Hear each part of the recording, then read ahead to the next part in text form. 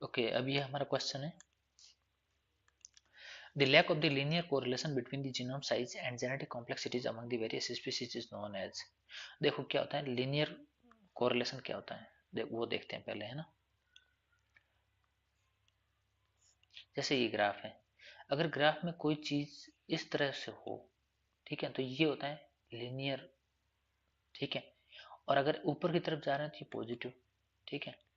तो positive linear correlation होता है अगर किसी चीज में, मतलब उसका कहने का मतलब है जैसे जैसे ये चीज बढ़ेगी वैसे वैसे ये चीज भी बढ़ेगी, एक्स और वाई दोनों की वैल्यू बढ़ेगी। अगर मैं एक साइड जीनोम साइज लेता हूं, ठीक है, और दूसरी तरफ जीनोम कॉम्प्लेक्सिटी लेता हूं, तो क्या होगा, जैसे जैसे कॉम्प्लेक्सिटी बढ़ेगी मैं कहूंगा कि जीनोम साइज भी बढ़ेगी, ठीक है। जैसे कि बैक्टीरिया है, बहुत सिंपल छोटा जीव है, ठीक है, तो उसके पास ज्यादा जरूरत नहीं है, काम ज्यादा नहीं है, तो उसके पास जीनोम साइज बहुत छोटा होना चाहिए। ह्यूमन है, ह्यूमन के पास में बहुत सारे काम है, हर ऑर्गन में अलग अलग चीज है, हर एक, उसने बहुत सारी नई चीजें डेवलप कर ली इवोल्यूशन के दौरान, तो उसका जीनोम साइज भी बड़ा होना चाहिए।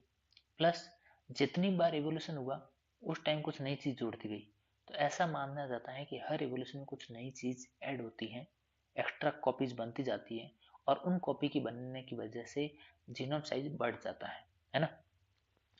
पर ऐसा बाद में देखा गया कि पहले तो ये माना जाता था कि ऐसा होना चाहिए, तो जो जितना इवोल्व ज्यादा है उस एनिमल के अंदर जीनोम साइज उतना बड़ा होना चाहिए, ठीक है। अभी जब हम जैसे ह्यूमन का अगर आप बैक्टीरिया से कंपेयर करते हैं तो ह्यूमन का जीनोम नो डाउट बड़ा है, लेकिन कुछ एनिमल्स के केस में, कुछ प्लांट के केस में ऐसा देखा गया कि जैसे एरोबिडोप्सिस का जीनोम साइज है वो जिम्नोस्पर्म की कंपैरिजन में छोटा था, ठीक है, कुछ जिम्नोस्पर्म की कंपैरिजन, तो जबकि ऐसा होना नहीं चाहिए, जिम्नोस्पर्म से एंजियोस्पर्म बाद में आना चाहिए।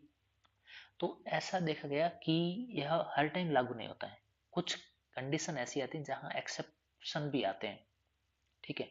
तो इसको फिर ये देखा गया कि ये एक्सेप्शन है, इसका मतलब पैराडॉक्स आ गया, एक्सेप्शन है पैराडॉक्स है, ठीक है।